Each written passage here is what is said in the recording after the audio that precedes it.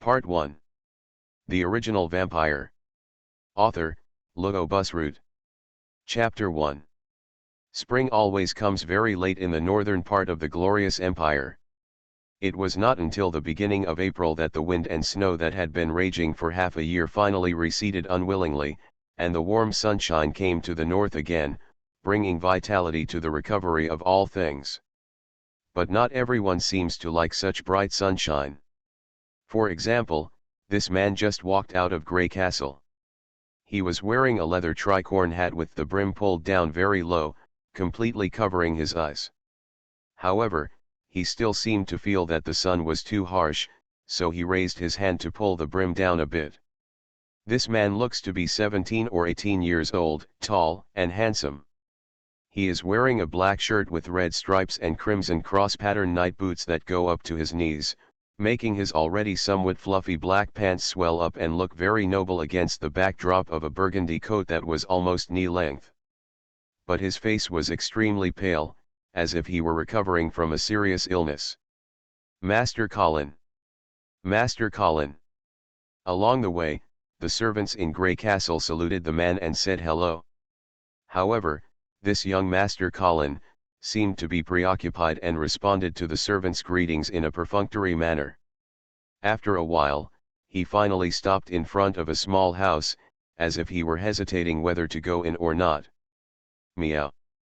Beside the corner, a kitten meowed dissatisfiedly, seeming to blame the man for blocking his sunlight. Colin Angelet came back from his thoughts and looked at the kitten at his feet. His frown relaxed slightly, and a smile appeared on the corner of his mouth. He knelt down and reached out to hold the kitten in front of him. Meow. The humiliated kitten bared its teeth and claws for a while but was unable to break away from Colin's clutches, so it fell silent as if resigned to its fate and just tried its best to stare at the stupid human in front of it with wide eyes. Colin's fingers gently rubbed the kitten's slender neck, seeming to be hesitating about something. Seeing the human in front of him slowly showing his sharp fangs, the kitten bared its teeth at him, not to be outdone. After a moment of confrontation between one person and one cat, Colin suddenly laughed and put the kitten back on the ground. Meow. Meow. Meow, as if it felt that it had successfully defeated stupid humans in the confrontation just now, the kitten meowed several times proudly. Then it skillfully lay down, turned over, exposed its belly, and signaled the defeated general to come and serve its master quickly. Unfortunately, the stupid human ignored it and got up and walked into the hut. The maids, who were busy in the house, were a little surprised when they saw Colin. They quickly stopped what they were doing and asked carefully, "Master Colin, why are you here? Dinner will have to wait for a while longer. If you're hungry, we can prepare afternoon tea for you first." "No, I'll just stroll around." Colin glanced around the kitchen and asked, after seeing the reindeer with its limbs tied in the corner, "Is venison for dinner today?" "Yes, master. Stewed venison with carrots, vegetable soup, buttered bread, and wine." Colin touched his chapped lips. "No need for wine, prepare a glass for me of deer blood." "Okay." The maids were a little surprised but nodded. In their impression, among the owners of this Grey Castle, only the Baron likes to drink deer blood, and Master Colin's taste has always been very light. After Colin finished explaining, he turned around and left, but when he walked to the door, he seemed to remember something, so he turned back and ordered, "Add more garlic, raw."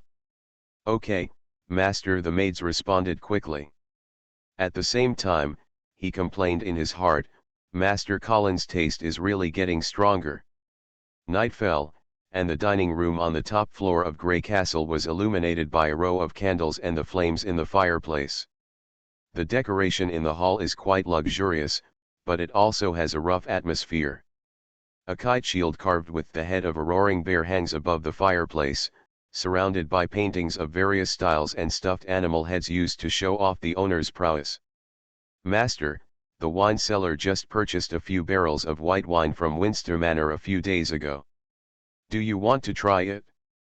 After the maid set the table, the butler, Eamon, stood in front of Colin with his hands tied. Behind him, he recommended in a low voice.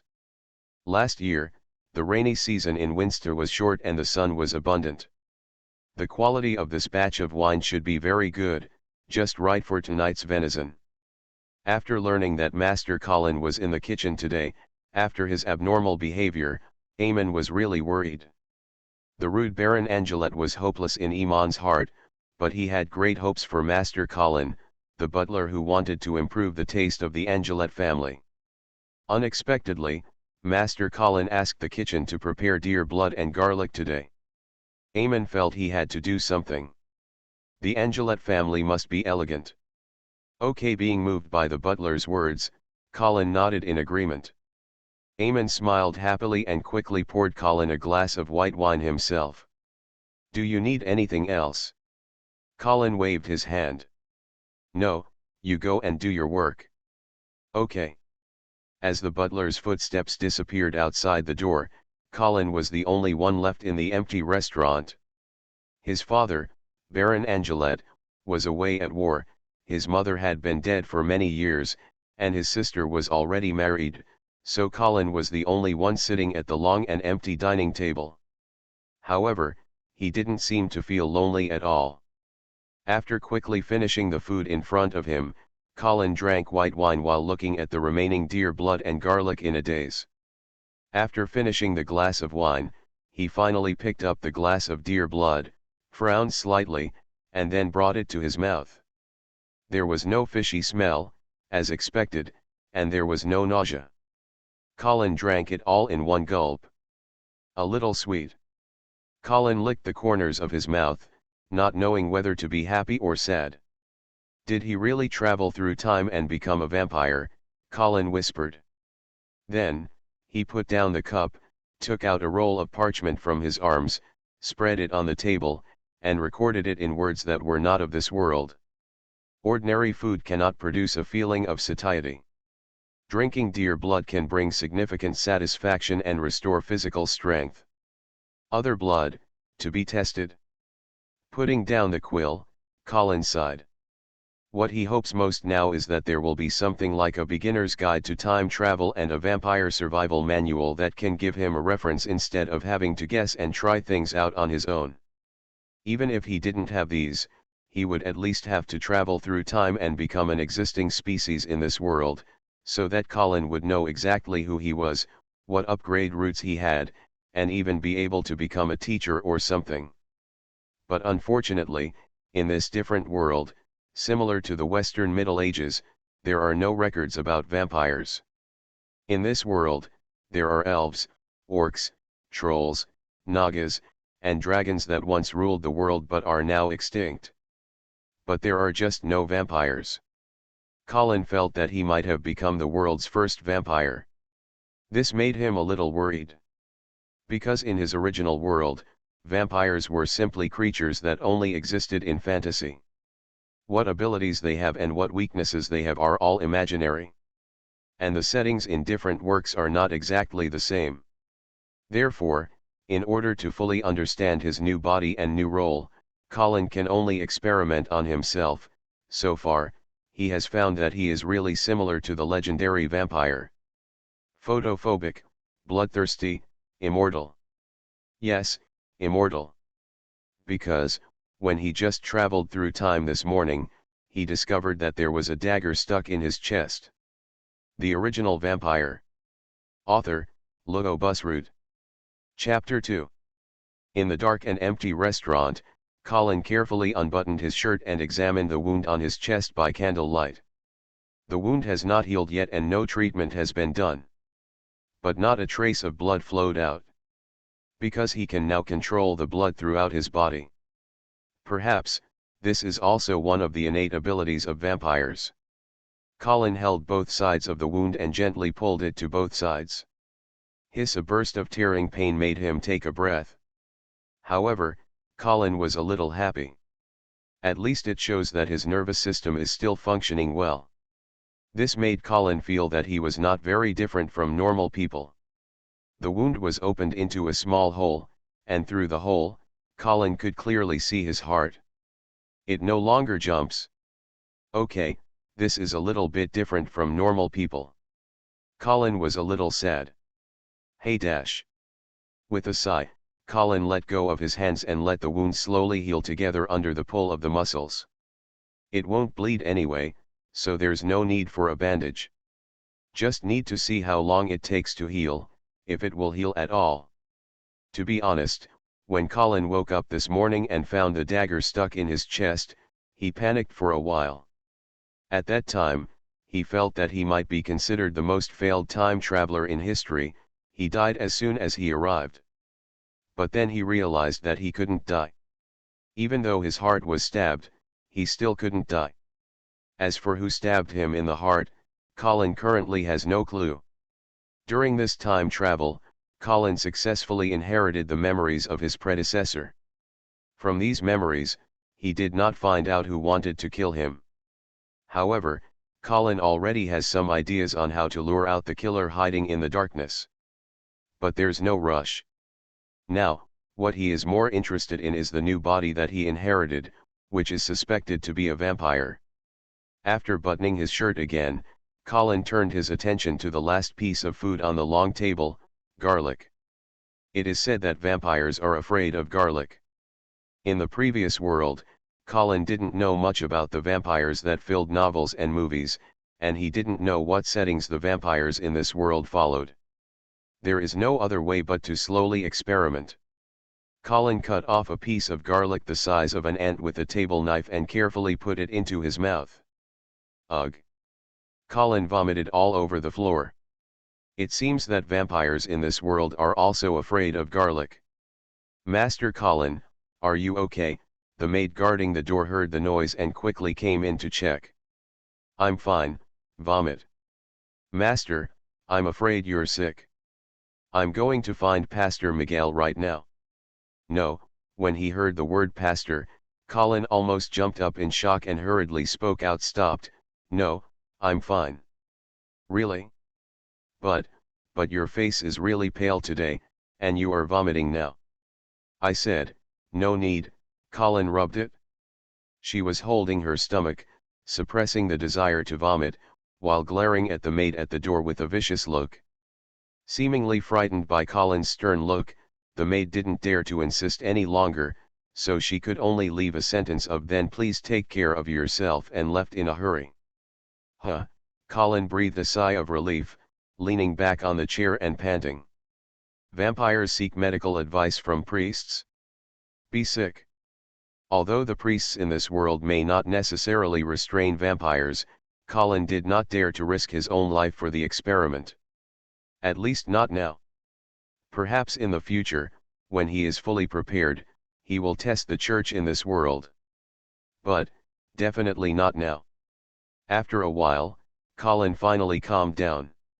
He picked up the quill and continued to write on the parchment. Aversion to garlic, ingestion will cause vomiting. Feeling the changes in his body carefully, Colin added on the paper.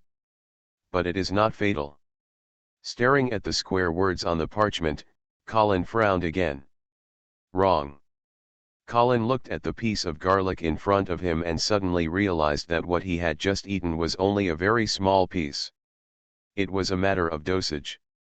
Ingesting a small amount may not be fatal, but if too much is ingested. Colin looked at the whole garlic in front of him, and his face turned a little green. He didn't want to try again. Forget it, just stay away from garlic in the future. After struggling for a moment, Colin decided to terminate this dangerous experiment.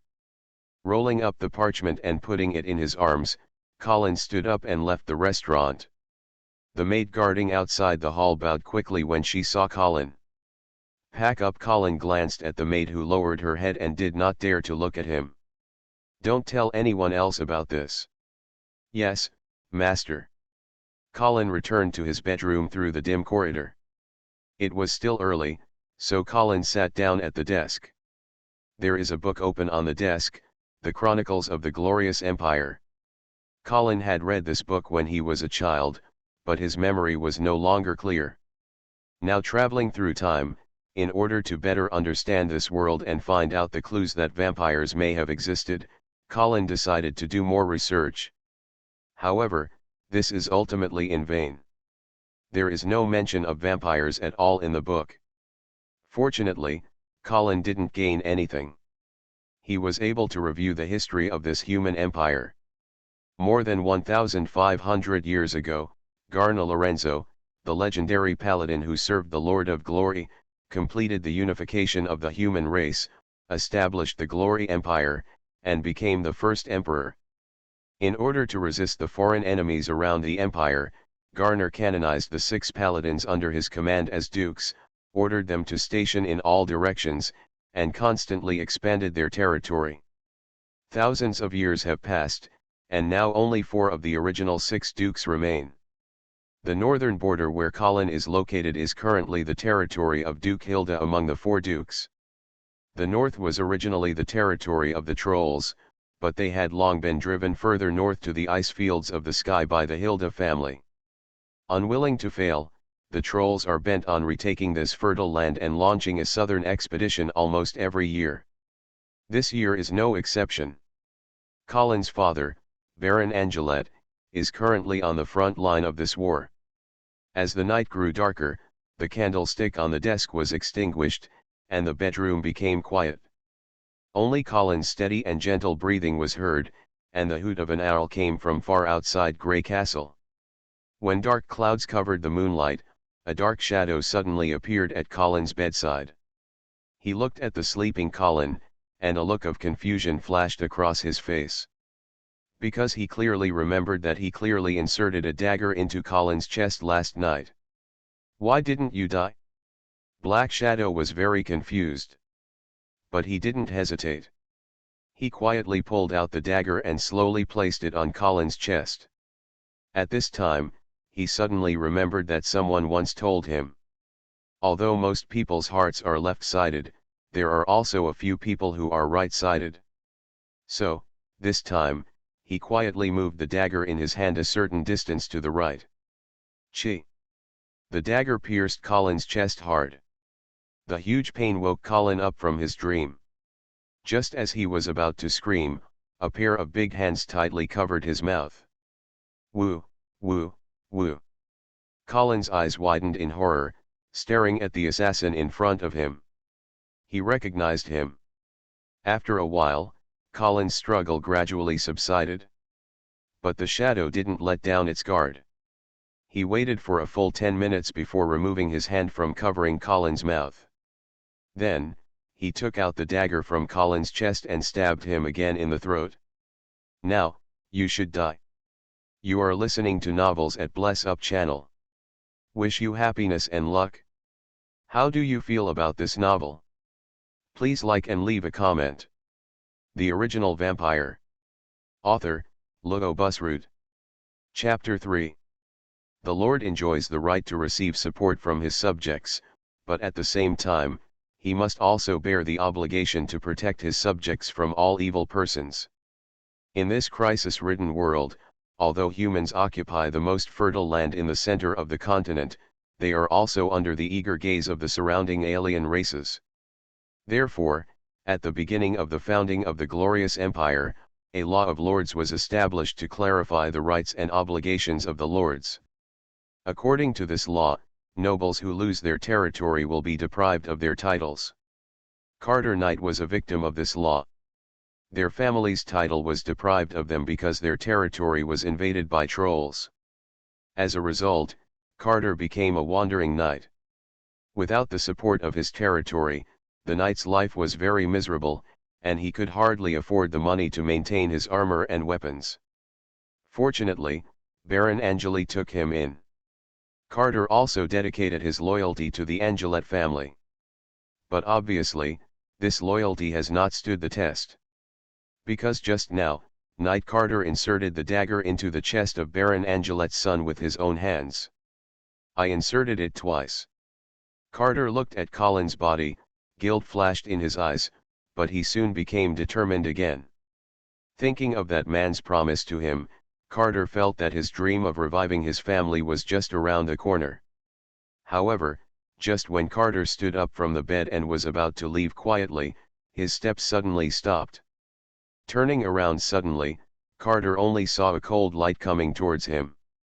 Chi!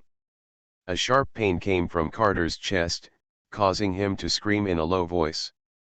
But the physical pain could not cover up the psychological fear at all. Colin, who was supposed to be dead, was actually alive again. Is he the devil? In anger and fear, Carter subconsciously picked up the dagger in his hand and stabbed it forward. Ah!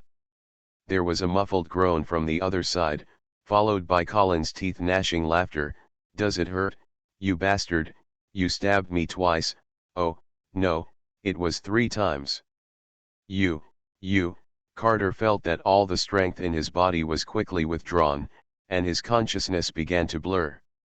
Say. Who sent you here? But before Colin could ask anything, Carter's body gradually went limp, and blood flowed uncontrollably from his mouth. Colin got closer and only heard the dying voice of the other party. Weird, monster. He was dead now? It's too careless. Colin looked at Carter, who had completely lost his voice, and suddenly felt regretful he should have avoided the opponent's vital points. Well now, the only clue is broken again. Looking at the bloody corpse in front of him, Colin took a few breaths but didn't panic much. In the first place, it was considered self-defense, and there was no psychological burden on him. Secondly, this is actually not the first time he has killed someone. Of course, the him here refers to the former owner of the body that Colin now occupies. In his previous life, Colin was a law-abiding citizen. He never got into many fights, let alone killed people. However, the owner of this body had been on the battlefield, and there were many scenes in his memory that were 100 times more bloody and terrifying than anything he saw before him. Therefore, after the memory is fused, what is happening in front of Colin can only be regarded as a small scene. Poof, the candle on the desk was lit. Colin rolled out the parchment again and recorded. Attacks targeting the heart and throat are no longer fatal. Thinking that vampires in the legends seem to be afraid of silver weapons, he added. Only ordinary weapons and silver weapons are to be tested. After writing this, Colin felt a little worried. How do I test this? You can't stab yourself with a silver weapon, right? What if he was really stabbed to death? However, Colin soon came to his senses. Who in their right mind would use a metal like silver to make weapons? Therefore, unless he deliberately exposes his weakness, no one will specially make silver weapons to deal with him. So, he stopped worrying about this. Putting down his quill, Colin picked up the wine glass on the table and came back to Night Carter's body. Poof! The dagger on the corpse's chest was pulled out, and blood gurgled out. Colin looked calm and placed the wine glass under the wound. The flickering candlelight reflected Colin's pale face, coupled with the smell of blood permeating the air, making it look particularly strange and terrifying in the dim night. Giloo, giloo. Take a gentle taste. Very sweet. Colin smacked his lips, feeling a little unfinished. Then he closed his eyes and carefully felt the changes in his body.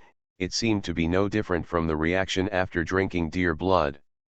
In addition to the slight signs of fever in the body. Colin thought this was the sequelae of the violent fight just now, so he didn't pay much attention to it. Let's drink animal blood from now on. Colin still has some psychological barriers to drinking human blood. Since there are no additional benefits, there is no need for him to make himself uncomfortable. Putting down the blood-stained wine glass, Colin looked at the corpse in front of him and began to worry. Although he has solved the murderer who tried to assassinate him, Colin also knows that Night Carter is just a pawn and that there must be someone else who really wants his life. The reason is simple: if Carter kills him, he will get nothing except being hunted by the Angelet family to the ends of the earth. Moreover, there is no personal enmity between him and Carter. Therefore, someone must have paid a large price to bribe Carter to assassinate him. So who could this person be? Colin searched his memory, but could not locate any suspicious person. No way, there are too few clues. This feeling that the enemy is in the dark and we are in the light makes Colin particularly uncomfortable. Moreover, since this person can bribe Carter, he may also be able to bribe others. Is Eamon, the steward, involved in this? And who else? Thinking of this, Colin suddenly felt that Grey Castle was very dangerous now. Especially when Baron Angeli is away at war. He didn't want to deal with the assassinations one after another. After all, he couldn't be sure whether he was really unkillable. Although his current body does not seem to have any fatal injuries, if someone cuts off his head, he doubts whether he can grow another head. Moreover, even if he is really immortal, if this secret were leaked, his situation would probably be very unpleasant. So, looking at the row of flickering candles on the desk, Colin gradually made up his mind. The 2 or 3 hours before sunrise are the times when people sleep most peacefully. Even the guards on duty began to doze off uncontrollably. However, they were soon awakened by a scream, "It's on fire, it's on fire." The Grey Castle in the darkness instantly became lively, and the hurried servants and guards rushed to Colin's bedroom with buckets, trying to put out the raging fire. A fire! At the same time, Colin himself quietly jumped from the window on the other side of Grey Castle, rolled on the spot, and then hurried away under the cover of night. Suddenly, Colin stopped and held the hilt of the sword at his waist with his right hand. Amidst a rustling sound, a kitten emerged from the bushes in front of Colin. Meow. The kitten seemed to recognize the stupid human being whom it had just defeated during the day and suddenly became arrogant. Colin breathed a sigh of relief, grabbed the kitten by the back of the neck, and lifted it in front of him. He smiled and said, "Oh, since you have discovered it, then you can follow me." Meow. "Well, just right. You can be used as a mobile blood bag." Meow. The Original Vampire. Author, Ludo Busroot. Chapter 4. When the first ray of sunshine in the morning shone on Grey Castle, the fire in Colin's bedroom had already been put out.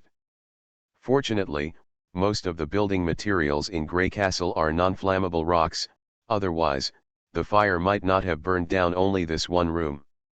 In a messy room, the housekeeper Iman stood with his hands behind his hands, staring at the charred corpse in front of him in a daze. Dong dong dong. Amidst the heavy footsteps, a tall figure appeared in the room. "Iman, I have people seal the castle, and all entrances and exits of Grey Castle town have also been strengthened. Humph, I don't believe we can let the murderer escape this time." The person who came was 3 meters tall and extremely strong. Like a black bear. His whole body was wrapped in thick armor, but he did not wear a helmet, revealing a big round bald head. With a face full of flesh, a ferocious expression, and a huge battle axe with mottled blood in his hand, it was enough to destroy Grey Castle. All the children in the town were frightened and cried, "Thank you for your hard work, Knight Rego." Iman did not look back, his eyes were still staring at the charred corpse, but the focus was a little blurry, as if he was thinking about something. Seeing this, Rego thought that the old butler was sad about the young master's death, so he sighed, "Hey, let's arrange the young master's body and bury it when the master comes back." Eamon did not respond. Rego touched his bald head, thinking that the old butler was blaming himself, so he took a few steps closer to Eamon and whispered, "Eamon, I didn't see Knight Carter today, I suspect."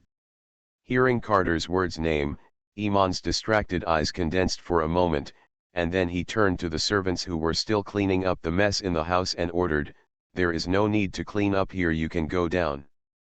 "Yes."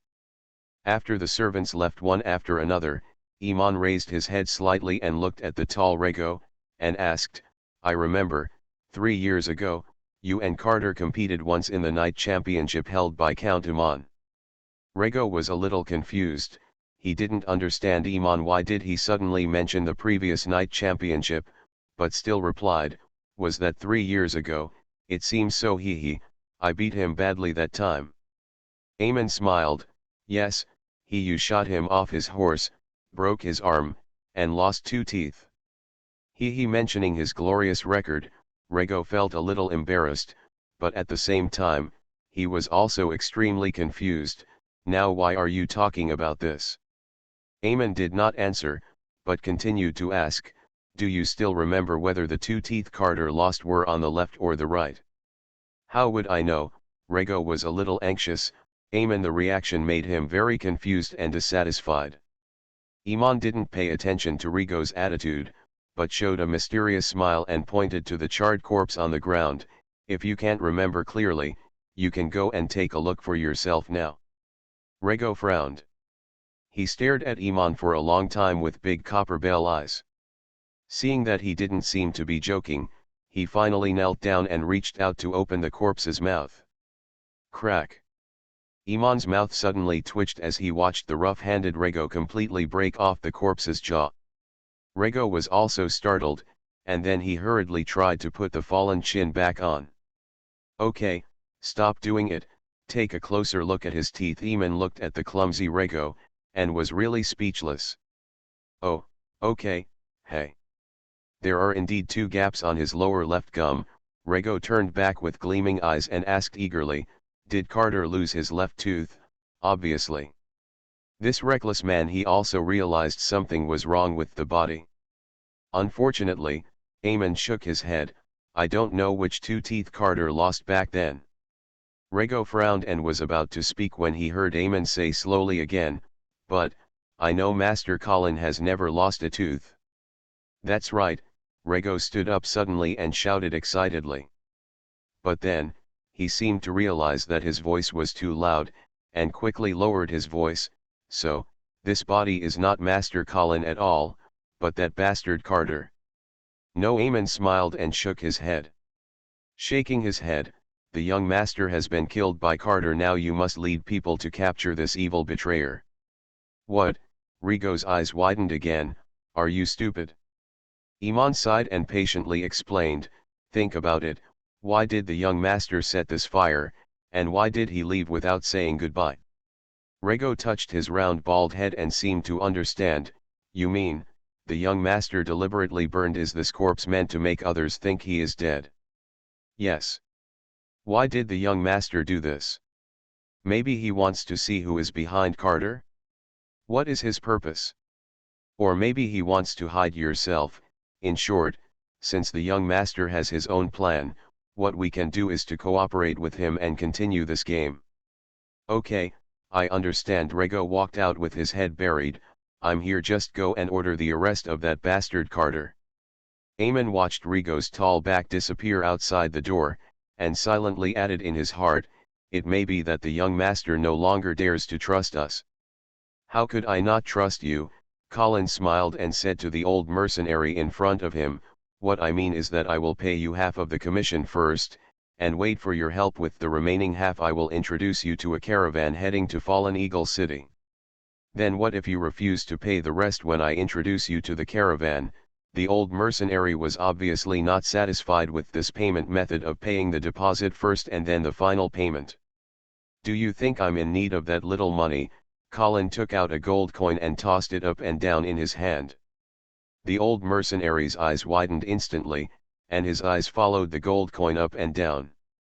There is no way, for people at the bottom of society like him, copper coins are the daily currency, silver coins are rare, and as for gold coins, they are only available to nobles and big businessmen. Then I want 30 copper coins.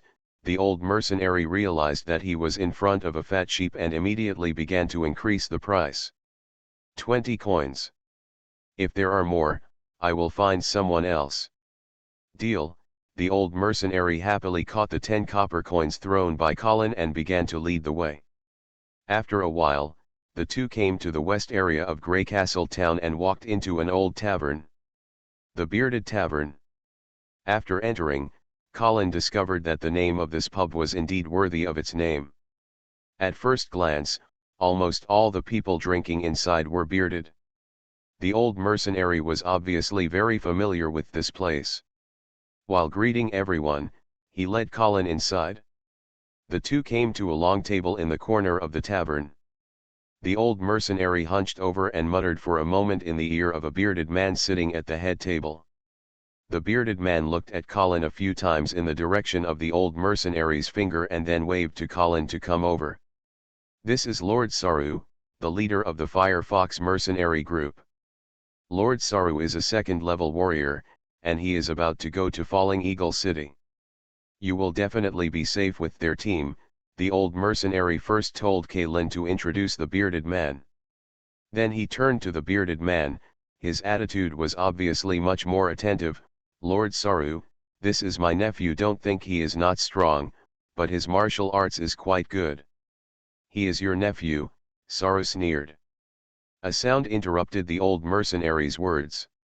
Yes, yes," the old mercenary choked slightly, with a trace of panic flashing in his eyes.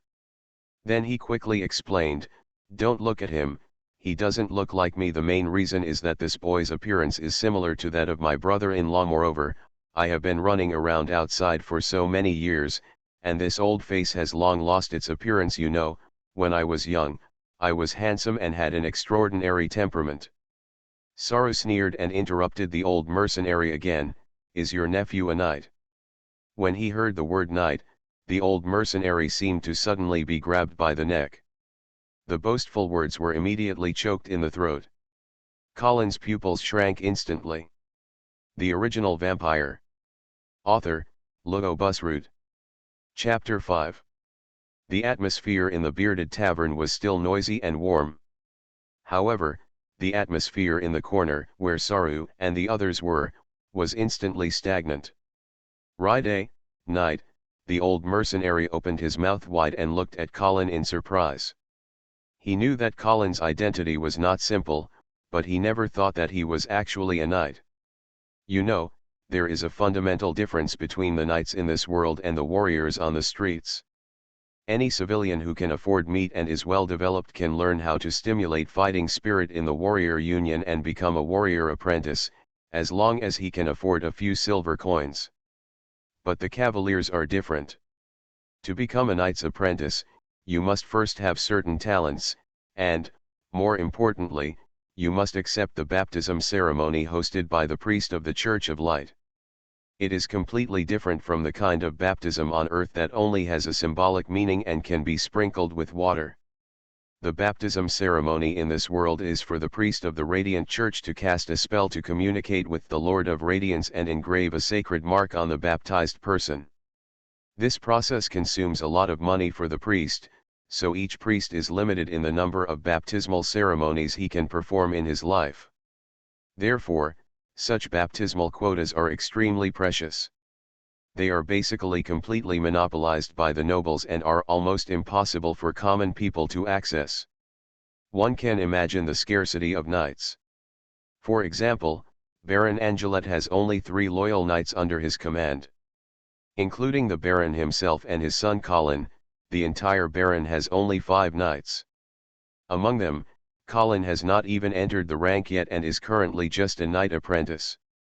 Professionals in this world can be divided into 9 levels according to their strengths, with level 1 being the weakest and level 9 being the strongest. Of course, there is an apprentice level below the first level, which is set up for rookies who have not officially entered the level. In fact, the difference in combat power between knights and warriors of the same level is not very big. Knights do have an advantage, but in a head-on confrontation, they may not necessarily win against warriors.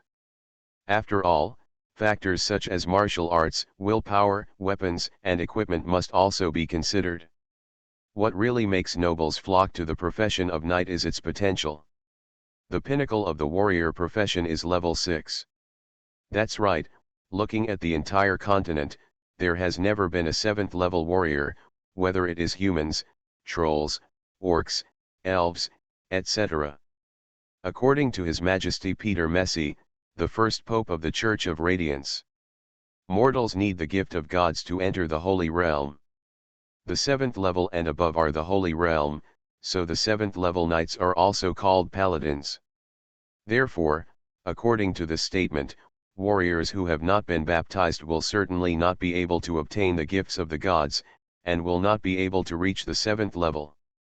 Currently, there are only 5 professions in the world that can break through the 6th level. And without exception, they are all professions that believe in a certain god.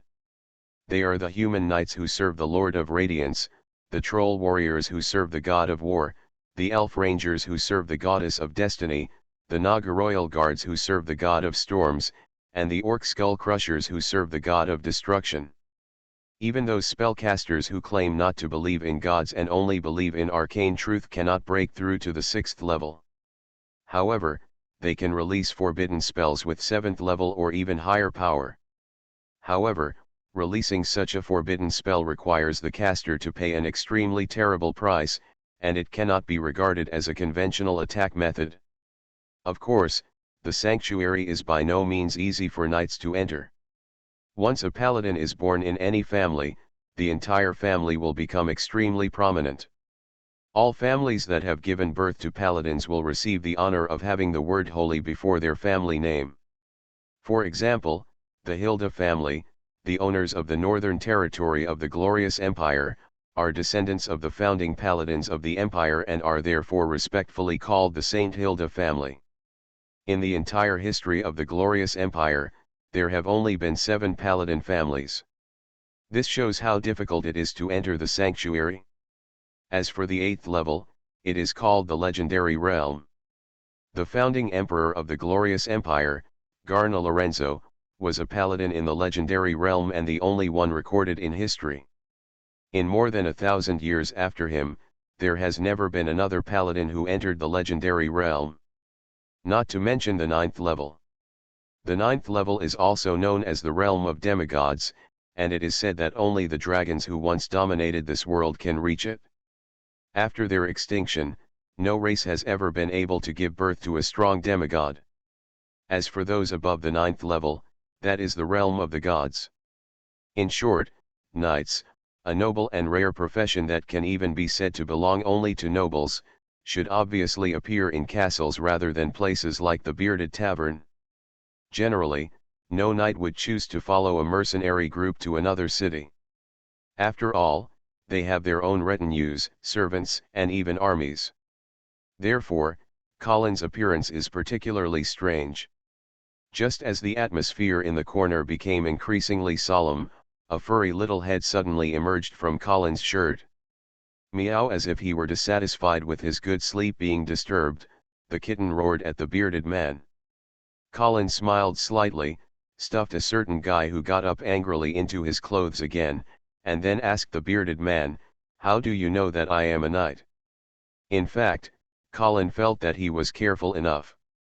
He was not equipped with armor, and his sword was just a standard one-handed sword that he carried casually, and his clothes were the uniforms of a guard who was borrowed with a similar figure to himself.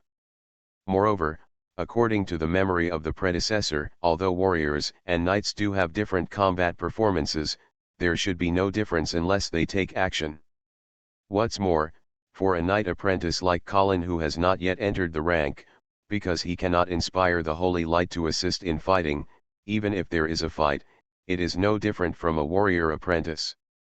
Is there really a way to distinguish between these two professions at a glance? Colin felt that this might be the knowledge blind spot of the predecessor.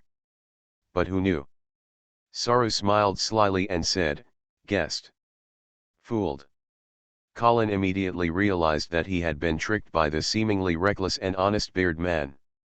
Saru should have just been suspicious, but Colin's subconscious reaction made the other party confirm his identity as a knight. The main reason is that Saru's appearance is too confusing. This made Colin less vigilant, and he was defrauded of his true occupation by the other party. Firefox Mercenary Group. Haha, no wonder it's called this name. He looks like a violent bear, but is actually as cunning as a fox. I have been in the mercenary world for more than 40 years, and I have seen so many people with these eyes. Hee, you kid, although you are dressed in ordinary clothes, you don't look like a civilian at first glance. Sure enough, the secret will be revealed when you cheat. Got it? Colin took a deep breath and kept reminding himself in his mind that he must be careful when dealing with an experienced veteran like Saru. However, On the surface, Colin appeared calm and composed, not at all nervous about having his identity revealed. First, in front of Saru, he took out 10 copper coins and threw them to the old mercenary, indicating that he could leave first. Then he pulled up the chair next to Saru and sat down with a natural expression. I admit that the little trick before was indeed inappropriate, and I apologize to you, but you shouldn't refuse a knight to go with you, right? Your name? Saru put away his smile and looked into Colin's eyes. Colin looked directly into Saru's eyes and replied in the most sincere tone. Con Sutter. You are listening to novels at Bless Up channel. Wish you happiness and luck. How do you feel about this novel? Please like and leave a comment. The Original Vampire. Author, Ludo Busroot. Chapter 6. Pseudo, Salu stroked his beard, and a figure suddenly flashed in his mind. Who is Viscount Pseudo of Ice Rock City? It's my father. Colin identified himself without changing his expression. Got a new father? Ever since he discovered that the leader of the Firefox mercenary group in front of him was not easy to fool, Colin understood that if he continued to lie, he would have to pay attention to some skills and not be like the old mercenary he found for 20 copper coins. Not reliable anymore. Karn Sudal is a real person. Of course, Colin was not familiar with this guy at all. He only learned about his name and his recent experiences from a recent letter from his sister, Caitlin. The reason why Colin chose to impersonate this person was because of Khan's recent tragic experience, which made it reasonable for him to appear as a knight in a place like the Bearded Tavern. I heard that Ice Rock City was attacked by trolls 3 months ago. Saru naturally thought of the news he had heard before. That's right. Colin nodded with some disappointment, and at the same time, his eyes showed reluctance, hatred, anger, and other appropriate emotions. The acting skills that broke out at this moment surprised him. Saru seemed to have been deceived and sighed. I heard that your father would rather die than retreat and die with the city. He is indeed a respectable knight. Thank you. Colin seemed to be holding back. With tears and red eyes, he asked, do you know my father? Oh, no, I have just admired Viscount Sutter for a long time. Colin breathed a sigh of relief. A real Viscount and a mercenary captain, these two people are not from the same world at all. If they both know each other, then Colin feels that he is really unlucky. So, Mr. Saru, can I follow your mercenary group to Fallen Eagle City? Colin wanted to go to Fallen Eagle City because his sister, Caitlin Angelette, was there. In the current crisis-ridden situation, only blood-related relatives can make him trust him. And because his father was still fighting on the front line, Colin had no choice but to seek help from his biological sister. Of course, Saru finally believed Colin's fabricated identity. Moreover, he even thought he had guessed the reason why Colin went to Fallen Eagle City. I remember that the wife of Count Uman, the lord of Fallen Eagle City, is the sister of Viscount Pseudo, so you are going to join your uncle this time. That's right. In fact, Colin learned from his sister's letter that the real Karn Pseudo had already arrived at Fallen Eagle City and become a knight under Earl Uman. He was currently discussing with the Earl how to retake the Sutter family fiefdom. But obviously, Saru didn't know the news. He now had no doubts about Colin's fabricated identity. A down-and-out knight who lost his fief, his family was ruined, and he had no other options, wanted to go to Fallen Eagle City to seek help from his uncle. This makes sense. At 8 o'clock tomorrow morning, the caravan that hired us will gather in front of the Bearded Tavern. Okay, I will show up on time. Haha, now, distinguished knight of Karn, let me buy you a drink of wheat bar. What an honor. The second day. The weather was gloomy and the grey fog made the road in the wild more difficult and dangerous. This is actually the reason why Colin had to find a caravan to accompany him. Otherwise, with the strength of his knight apprentice, if he went alone, he would have been killed by a group of thieves or wild beasts in the wild. I don't know if it was because of the large number of people on this team or because of the reputation of the Firefox mercenary group, but in short, there were no surprises on the first day of the trip. At night, the experienced Captain Salu found a place to camp against a hill, not far from a water source. Colin built a fire, boiled some water, soaked the hard bread, and stuffed it into his stomach. He couldn't taste the food now anyway, so it didn't matter whether the food was good or bad. The kitten disappeared long ago and probably went to hunt its own prey. Sure enough, after a while, I saw it coming back with a mouse in its mouth. At this time, Colin had already taken out the parchment he carried with him and added another sentence to it. Human blood can help advance. Yes, Colin found that he had advanced from a knight apprentice to a first-level knight. You know, it took Colin 3 years to pass from apprentice to formal entry. As for the reason for the sudden advancement, Colin now very much suspects that it was the blood of the assassin he had sucked the night before yesterday. After drinking blood that night, Colin noticed that his body began to feel slightly warm, but because of the critical situation at the time, he did not pay too much attention. The fever continued for the next 2 days and did not stop until noon today. Later, he found that he had advanced. Because there was no such reaction when drinking deer blood, Colin guessed that it was human blood. Of course, he had another guess. Carter, the assassin who was killed by Colin, was a first-level knight, so perhaps only the blood of professionals would help him advance. In short, this speculation needs to be further verified. Is this elvish? Colin turned around and saw a fat middle-aged man standing behind him, staring at the words on the parchment and guessing self-righteously. Yes, Colin felt a little unhappy when he saw the other person poking his head, so he put away the parchment and said it casually. He recognized the fat man as the owner of the caravan, named Oliver. I didn't expect Knight Karn to be so knowledgeable and even proficient in Elvish. Oliver immediately flattered him and then sat down next to Colin very familiarly. I just know a little bit. Colin frowned slightly. He didn't have a good impression of businessmen like Oliver. In his opinion, these profit-seeking businessmen are too purposeful in doing things, and they must have some agenda to please themselves now. Is this your pet? Oliver looked at the kitten struggling with the dead mouse and started to find something to say. Yes. You have a real interest in life. Oliver's face smiled like a chrysanthemum. Does it have a name?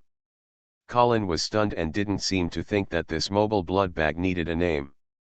But then he said on the spot, it's called Ziobai. Ziobai. Oliver looked at the pure blue, short-haired cat next to the fire. The smile on his face froze obviously, and then immediately returned to normal. What a good name. Mr. Oliver. Colin also smiled. You are so hypocritical. Thank you very much for the compliment.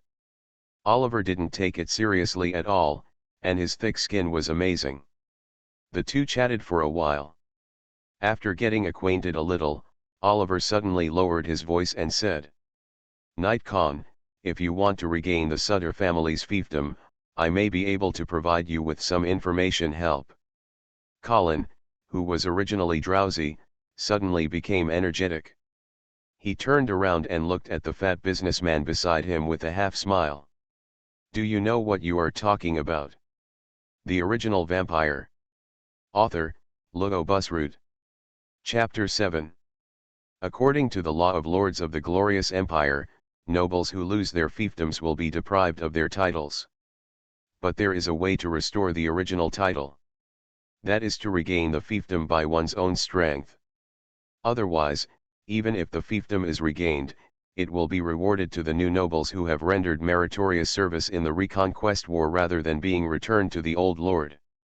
Such a rule of survival of the fittest ensures the metabolic function of the imperial aristocratic system and prevents the emergence of aristocratic scum who only rely on the shadow of their ancestors to eat and wait to die.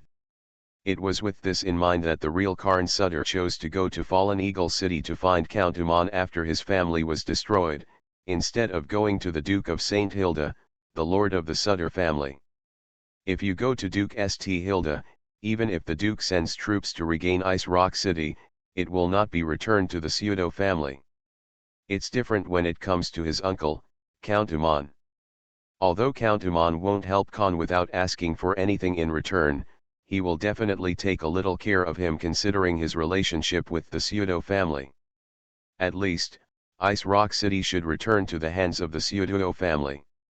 Now, the real Khan still doesn't know how the discussion with his uncle went, but Colin's fake Khan Knight here already has a sponsor. Mr. Oliver, thank you very much for your kindness. However, forming an army that can capture a city is different from recruiting a mercenary group to escort a caravan. The costs required for the two are completely different concepts. Of course. I understand. Oliver chuckled, with a strange light shining in his eyes. My father used to be a quartermaster. Later, he was dismissed from his post because he made some mistakes. However, I also know a little about the cost of a real army. Oh. Colin finally looked at the fat businessman next to him.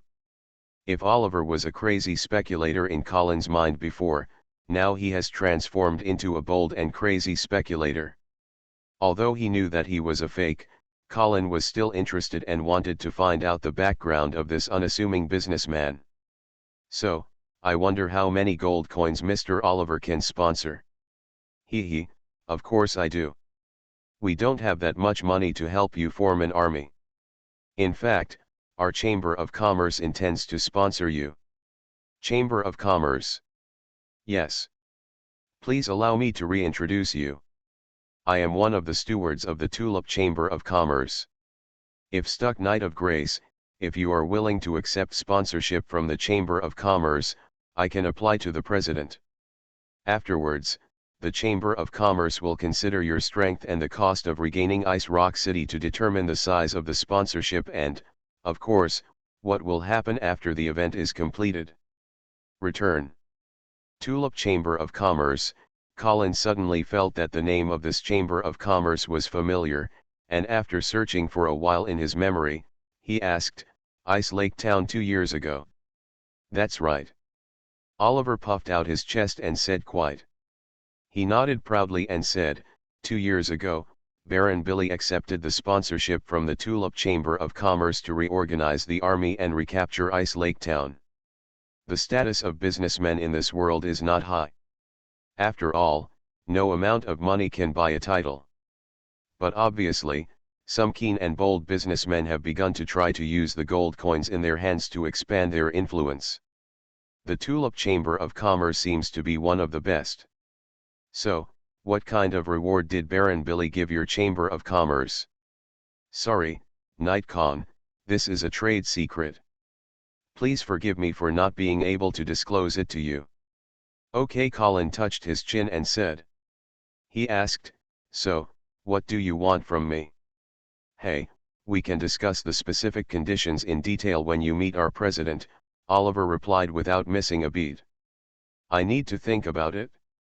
Of course, you can come to me at any time after you think about it. Oliver squinted his small eyes and added with a smile, however, I can assure you that whether it is Duke St. Hilda or Wu Count Man, we cannot provide you with more favorable conditions than our Tulip Chamber of Commerce.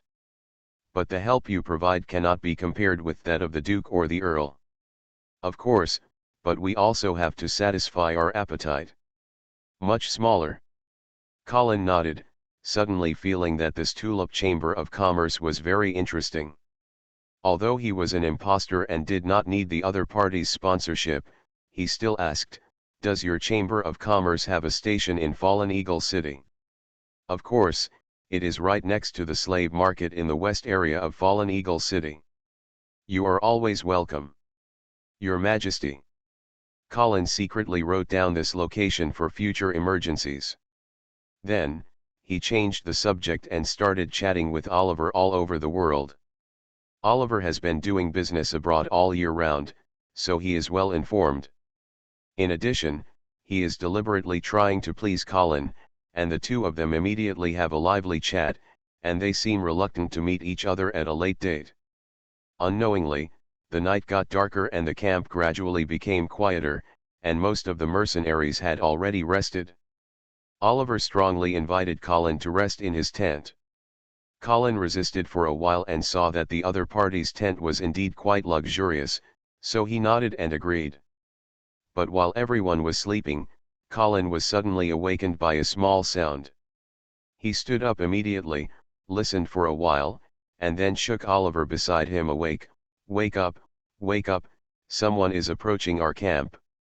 Oliver was also quite alert and quickly got up, but after listening carefully for a while, he wondered, really, why didn't I hear anything? Listen carefully again, Colin said confidently. He found that his hearing was greatly enhanced at night, and even the smallest movement 1,000 meters away could not escape his ears. Enemy attack! Enemy attack! Sure enough, the mercenaries responsible for keeping watch also discovered the enemy and immediately started shouting. Calm down, don't panic. Light the torch, look for your companions, be on guard, and don't leave the camp. Saru, the leader of the Firefox mercenary group, spoke with a rough voice, immediately calming the chaotic camp. I'll go out and take a look. Oliver was worried about the safety of his goods. After hesitating for a moment, he ran out of the tent. Colin also followed out, and saw that the enemies who rushed into the camp had already fought with the Firefox mercenary group. He did not join the battle group.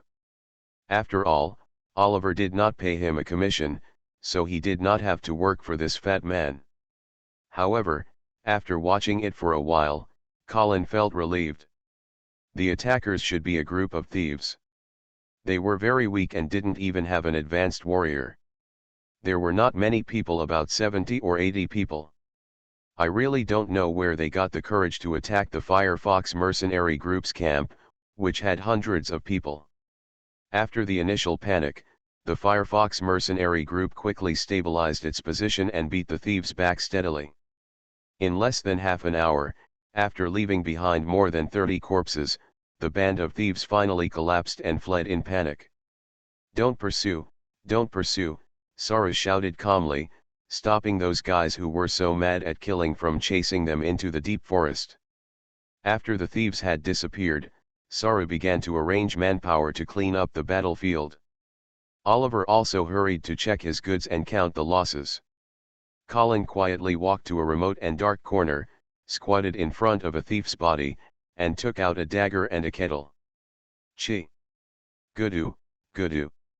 The Original Vampire. Author, Lugo Busroot. Chapter 8. Chapter 8 Calling Order. The early morning sunshine dispels the darkness between the forests, and also takes away the concerns of lingering in the hearts of everyone. After the battle last night, everyone was busy cleaning up the battlefield, and at the same time, they had to take the enemy to make a comeback, so most of them did not continue to sleep. After the sun came out at this moment, everyone finally relieved. Some of them were really tired, and they started to make up. Some mercenaries began to prepare breakfast, and the head of the regiment Salu was still arguing with the businessman Oliver to the problem of casualties. In fact, regarding the standards of pensions, the two sides have long negotiated before departure. The reason why it is now argues is all because of an unlucky egg that was misunderstood by themselves. Oliver insisted that this guy was the responsibility of the Firefox mercenary corps. He should not pay for the pension, so he quarreled with Salu. Colin was hung up high at this moment, squatting next to a fire, drinking the water in the kettle leisurely. The rising sunlight was a little dazzling. Colin lowered the brim down a few points, almost completely covering the upper half of his face. Later, he took out the sheepskin rolls and scratched the sentence he wrote yesterday. Because he discovered that the blood from the corpse of a thief last night had no effect on his strength growth, just like deer blood. In addition to satisfying the appetite and replenishing energy, there is no kind of Kate-night blood effect. Perhaps the blood of ordinary people has no effect, and the blood of the professional can help advance.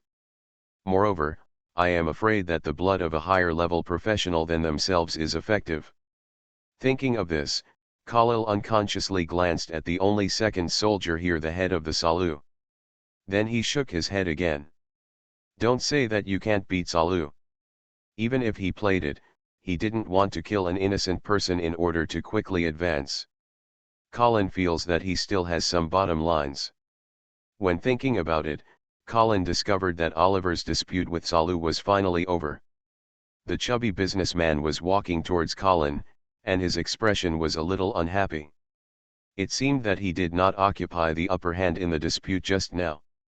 That's really a difficult guy. After approaching, Oliver glanced at Salu's figure and complained to Colin. Colin watched the businessman who wanted to sponsor his army yesterday, and now he becomes a lot of bot because of a mercenary pension, and suddenly laughed. Forget it, just soothe people's hearts. After all, there is still a long way to go from the fall of the Eagle City at this time. It is not a wise choice to make trouble with the Firefox Mercenary Corps. I know if it wasn't for this, I would not give a concession to the old guy of Salu. Oliver apparently understood this, but he still felt unwilling and complained in a low voice. Why do you want to taste the meat I bring? It is much stronger than the bread. Subsequently, the fat merchant was generous. Colin accepted Oliver's kindness and talked casually with him. After everyone had breakfast and 2 hours after rest, the caravan put away the tent and prepared to settle again. At this moment, Salu suddenly stopped everyone, and then the whole person lay on the ground and put his right ear on the ground. Colin frowned slightly. His hearing during the day was far less than at night, and he didn't hear any abnormal movements at all. But Salu over there suddenly jumped from the ground, and roared, "Horse, horse hoof sounds, hurry, everyone, immediately alert." With the roar of Salu, the entire camp suddenly became a mess. Oliver's face was also pale. He knows the seriousness of the matter. This time is not the same as last night's attack. The thieves cannot be able to raise a horse. If the person who comes here is an enemy and friends, I am afraid it will be very troublesome. Step. Over time, Colin finally heard the sound of rushing horseshoe. The earth began to shock slightly, which made the mercenaries even more panicked, even if the bearded Salu's roar could no longer be calmed down. Colin squinted his eyes and saw a grey fine line suddenly appeared in the forest between the forests, as if a sharp arrow rushed towards the camp. This is a team of cavalry. The number of cavalry is not large, only about 20. But looking at the momentum of their row of mountains and the sea, Colin did not doubt that as long as the opponents charge, the Firefox Mercenary Corps would make the defense position that tried his best to pieces. This is the horror pressure of the King of War in the cold weapon era. Boom. The earth is roaring. The cavalry is approaching. The mercenaries are trembling. Oliver closed his eyes in pain. Salu standing with a huge half-body shield, standing at the forefront of the line of defense, like a rock. Colin couldn't care about the dazzling sun, sighed helplessly, lifted the triangle hat, and pulled out the one-handed sword around his waist. When everyone was ready to die, the turbulent cavalry squad suddenly stopped at about 30 meters away from the camp. Dash. In a series of momming sounds, 20 horses stood in the air. Good equestrian. Colin couldn't help but admire in his heart. At the same time, his tight mood relaxed a little. The other party should not be an enemy.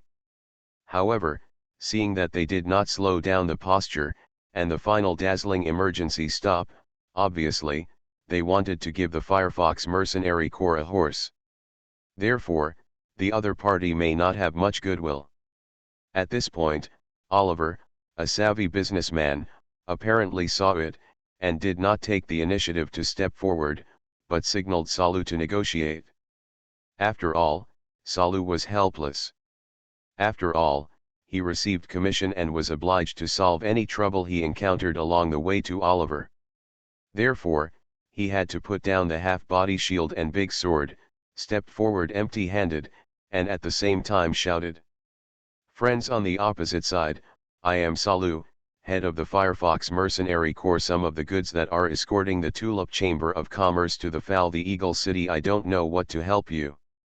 The opposite cavalry squad responded without response, as if it suddenly became a sculpture. The forest was silent, and the wind seemed to stop suddenly, and the air was suffocating. Salu pressed the fear and anxiety in his heart, and continued to move forward. After a few more steps, he finally saw the badge on the armor of the cavalry's chest, and was shocked to take a breath. "You're knight of the St. Hilda family."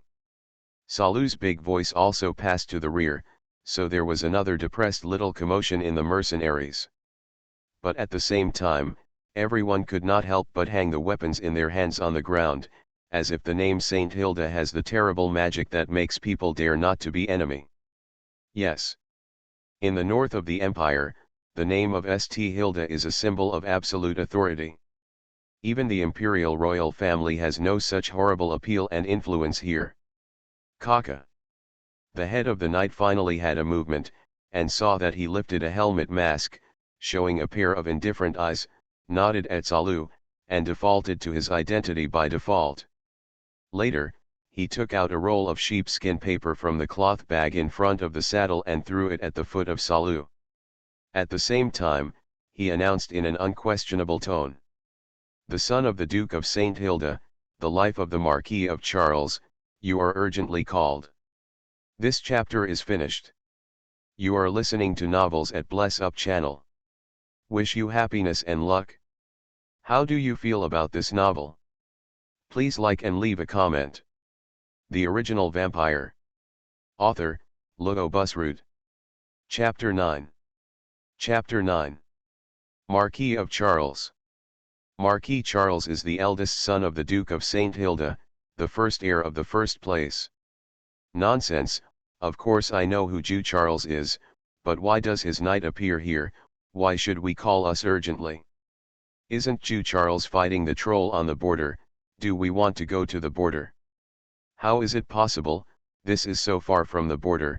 Even if the emergency call will not run here to recruit soldiers, and you see, the recruitment order clearly wrote that we can go to Jinghu to gather in 2 days.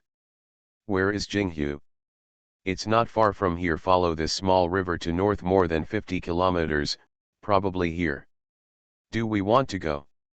I don't want to go to the battlefield. But this is the emergency call order of the San Hilda family. But it was not issued by the Duke. Isn't Jew Charles the Duke of the North in the future? Then I have to wait until he really inherits the title in the future, and I don't want to send it to death. It may not necessarily die. Maybe this is a good opportunity to build meritorious karma. Oh, idiot. Who do you scold? I scold you. Nympho. When Salu brought the urgent call of Marquis of Charles back to the camp, everyone immediately exploded. Some people agreed that someone was opposed and quarreled. The reason why this situation appears is because this emergency call is from Marquis of Charles, not his father, the Duke of Hilda, the Lord of the North. The Marquis of Charles St. Hilda is false and does not have the actual land. It is just a confirmation of its first inheritance right, which is a bit similar to the prince of ancient Chinese princes. But although the prince's identity is noble, it is not the emperor after all. Therefore, if the Duke of St. Hilda issued an emergency recruitment order, no northern people who received orders did not dare to resist. However, if it is an urgent recruitment order issued by Marquis of Charles, seeing that the Firefox mercenary group that is now noisy can be seen. Enough, give me a shuttles, Salu shouted irritably, stopping the quarrel of his men. Then he turned to look at Oliver and asked, "Does Marquis of Charles have this power to issue an emergency call order?" "I remember, Marquis Charles should have no such power." Oliver was a little uncertain, and turned to ask for help with Colin. "According to law, Marquis of Charles does not have this power." Colin searched for the memory of his head. "However, there are similar precedents in the history of the northern border." Oliver's just improved face instantly. He absolutely did not want the Firefox mercenary corps to be recruited at this time. Without the escort of the mercenary corps, his caravan became a lamb to be slaughtered, and it was impossible to arrive at the felling city safely. So, the head of Salu, Oliver's tone was a bit difficult. Are you ready to accept this call? Salu's frowning was tightly frowned, apparently he was also dissatisfied with this emergency call. After thinking about it for a long while, he slowly shook his head, no. As soon as this was finished, Oliver was exposed to face, but the mercenaries behind Salu immediately exploded the pot. Master of the regiment, you can't refuse Marquis of Charles like this. Yeah, the St. Hilda family will not let us go. And the cavalry, I think they really dare to kill. Salu suddenly turned back and glanced at the rumbling mercenaries behind him. The scene was quiet again. You know, if you pick up this call to Jinghu, what we will face? After listening to the question of the head of the Salu, several mercenaries looked at each other, and then replied, it should be ready to fight although dangerous, it is better than the order that violates the St. Hilda family. Fight, Salu sneered, we are going to death. What? Master of the group, why? It's not necessarily the death of fighting to fight, moreover, if you win, maybe we mix some military skills. You dreamed, Salu interrupted the delusion of their men relentlessly. Think about it again, why did the Marquis of Charles appear in Jinghu? The mercenaries looked at each other. Colin's eyes flickered, and he seemed to understand what Salu meant. And Oliver just shouted, yes, I also doubt that Marquis of Charles may be defeated all the way to Mirror Lake. What? How can this be? How could Lord Marquis lose? Nympho. The mercenaries did not believe it. Don't blame them to blindly trust the Marquis of Charles. Because in recent decades, the giant devil has been beaten by the Northern Army. 5 years ago, even the DV King Ting was forced to move north under the threat of the northbound soldiers. The large area in the south of the sky ice was almost the hunting ground for the Northern Army.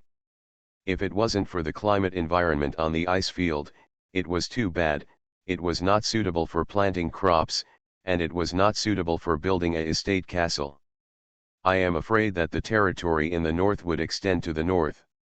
In this case, no proud northern people will not think that the St. Hilda family will be defeated.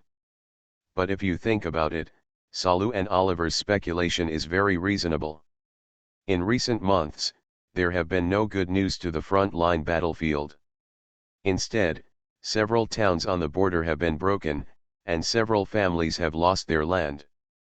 Originally, everyone thought it was just a giant dog jumped out of the wall, and sent small stocks to bypass the front line to enter the northern border. Although the private forces of several families were temporarily repelled, as long as the northern main army led by the Marquis of Charles returned, they would be able to clear these invasive trenches and recover the land. But now it seems that it may not be that. Because the Marquis of Charles has appeared in Jinghu. It is no longer a border, but a hinterland. In this generation of northern people's memory, the giants have never had the ability to go deep into this place. Most mercenaries were silent, obviously they were scared. But some people disagreed, and said, even so, then we can go to Jinghu to help Marquis Charles defeat the invading giant. Stupid, Salu said sharply. Under the retreat of the army, do you still want to turn the tide, just rely on the mercenaries that we have been urgently recruited? Not only us, the nearby mercenaries must receive an emergency call. A group of cannon fodder, Salu knew what kind of goods he was. These guys can mistake themselves when fighting with thieves, saying that they are all praised by Wuhezhong. Just thinking about going to the battlefield to fight the regular army? Really finding death? Salu finally made up his mind, no longer ignored his objection, and resolutely turned around, walking towards the cavalry of the St. Hilda family. Looking at the back of Salu's departure, everyone looked at each other with different faces. Colin also suddenly realized that his father Baron Angra had not wrote back for several months. This is obviously a bit unusual. It seems that some people are deliberately blocking the front line.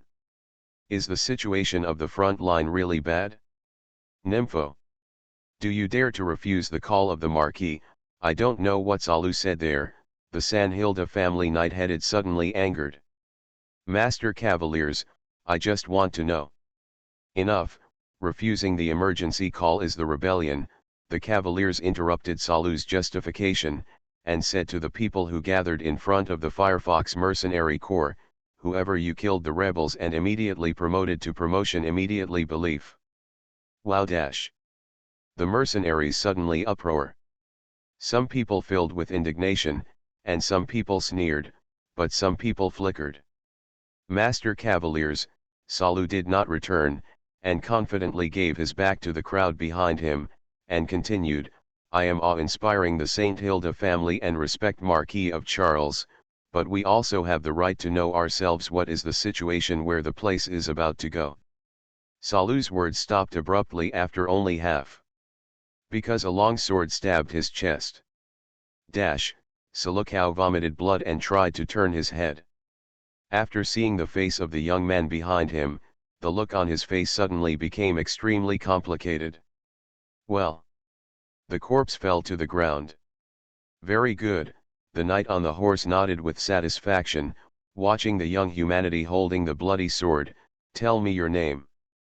Dear knight, my name is Sal. Sal, what does you have to do with this Salu? He is my father, a respectable knight. This chapter is finished. The original vampire. Author, Lugo Busroot. Chapter 10. Chapter 10, Mirror Lake. Are you willing to be a mercenary for a lifetime? Are you willing to live this kind of knife and lick blood forever? Are you willing to fight only for money, not for honor? Now, there is a chance to be in front of you. An opportunity to change your destiny. An opportunity for you to build your job. One will get rid of the identity of civilians, become a noble, and even get the opportunity to seal the land. So, take your sword, follow me, follow the Marquis of Charles, follow the St. Hilda family, and defeat the trolls. Nympho. Looking at the mercenaries who were encouraged by Sal's speeches, Colin suddenly smiled and said to Oliver beside Oliver. Don't say, this filial piety is still a qualified speaker, I almost was instigated by him. It's just a despicable guy. Oliver's face was extremely ugly, and the situation at the moment made him a little overwhelmed. What do we really want to go to Jinghu? Do we still choose now? That kid dares to kill even his father's father. But, Oliver was unwilling. However, he also knows that he has no choice. Without the escort of the Firefox mercenary corps, he should not want to take these goods to the falling city safely. But if you really follow the Mirror Lake, then these goods will be deducted as military materials. There is no need to overestimate the conscience of the army in this regard. Especially in war. Moreover, according to his speculation, the Marquis army, who gathered in Jinghu at this moment, is likely to be a defeat. If this is true, then the danger of going to Jinghu is even greater. Compared with the hesitation of Oliver, Colin changed his mind and wanted to go to Jinghu. Because Baron Angra was a march with Marquis in Charles at first, if the Marquis's army really retired to Jinghu, Colin could find his father there. Since his father was near, he didn't need to go to the Eagle City to find his sister for help. As for the danger of the battlefield, Colin can pretend to be dead anyway. Moreover, no one should pretend to be more like him. On the other side, Sal has completely controlled the situation, and began to appoint a small leader, and then let everyone clean up and prepare to set off. The cavalry of the St. Hilda family had already left, and it was estimated that he continued to find other unlucky ghosts around him, leaving only the horse dung and the corpse of Salu alone in one place. Corpse. Colin suddenly stepped forward. Where are you going? Oliver yelled behind. He now lacks a sense of security and feels that the entire camp can make him feel at ease. Go to Mr. Salu, Colin had said without looking back. You, Oliver widened his eyes, and he didn't want to understand why Colin was going to collect corpses for Salu. Are you so familiar with Salu? Are you afraid to anger Sal? For a long time, Oliver did not keep up. As a result, Colin walked alone to Salu's body alone and began to dig a pit. Since advanced, Colin has found that his strength has increased significantly, and he can initially control the energy of the holy light in the body, thereby accelerating physical recovery and obtaining a little force increase. Through the opportunity of digging, Colin just tried and adapted to his new power. Soon, a pour of about 1 meter was dug. When Colin climbed up from the pit, he saw the expressionless Sal. Lift together, Colin pointed at Salu's body with a smile, proposing. Sal did not move, but said coldly, "To collect the corpse for such a rebel, it will damage your reputation, Con Knight." "Haha, it's okay, I have no reputation in the wandering knight who lost the land." When Colin saw Sal's unwillingness, he dragged Salu's body alone and dragged into the pit. At the same time, what does the reputation of Consuduo have to do with my reputation? What does it have to do? Well, the corpse fell into the pit and splashed a piece of smoke. "Karn Cavaliers, you should also go to Jinghu camp together, right?" Sal's voice came from outside the pit. "Of course, this is my responsibility as a knight, and this is also the best opportunity to restore the honor of the Suduo family," Colin replied seriously. "Very good, we set off half an hour and look forward to going with you." "Okay, I will come soon." Colin squatted in the pit and wiped the sweat, and after the footsteps above farther away, he quietly pulled out the dagger and water sack. "Guru, Guru."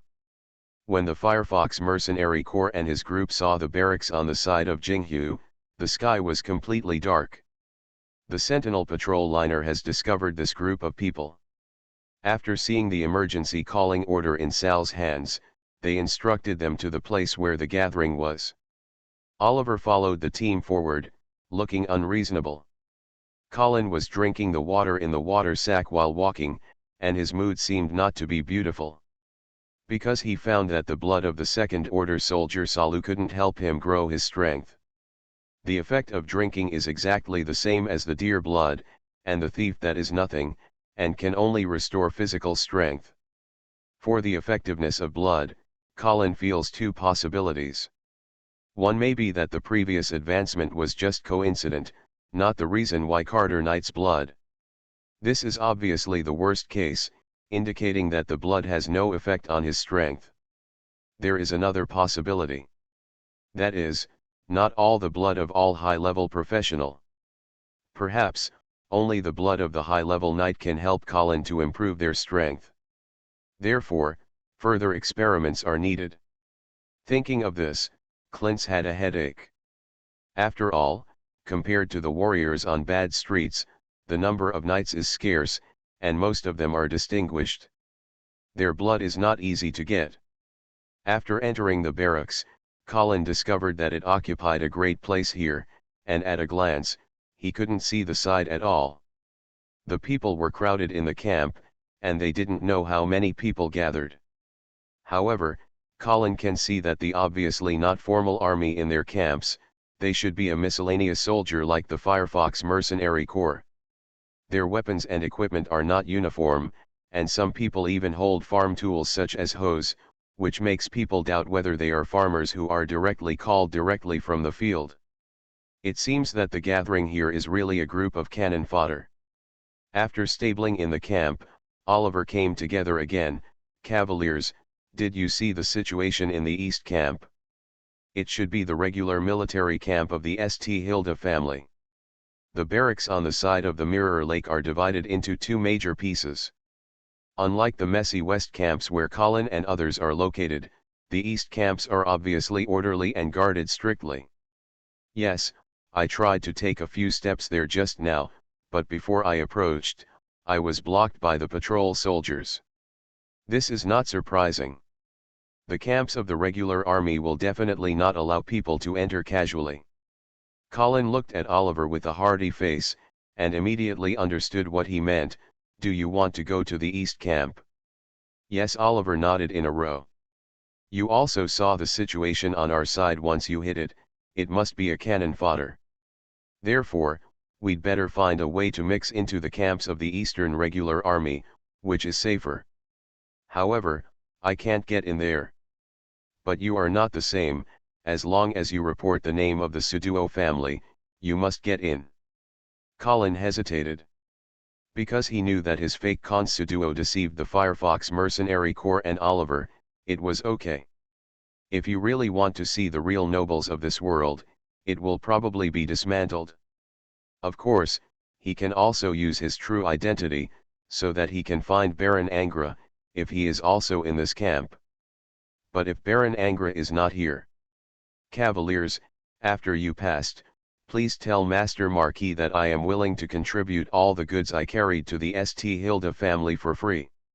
Colin watched the fat merchant in front of him, and admired the decisiveness of the other party. You are really willing.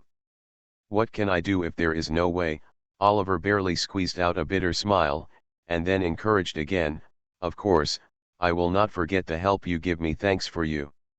Looking at Oliver's solemn and warm eyes, Colin had to nod. Okay, I'll try. Out of the tent, Colin went east all the way.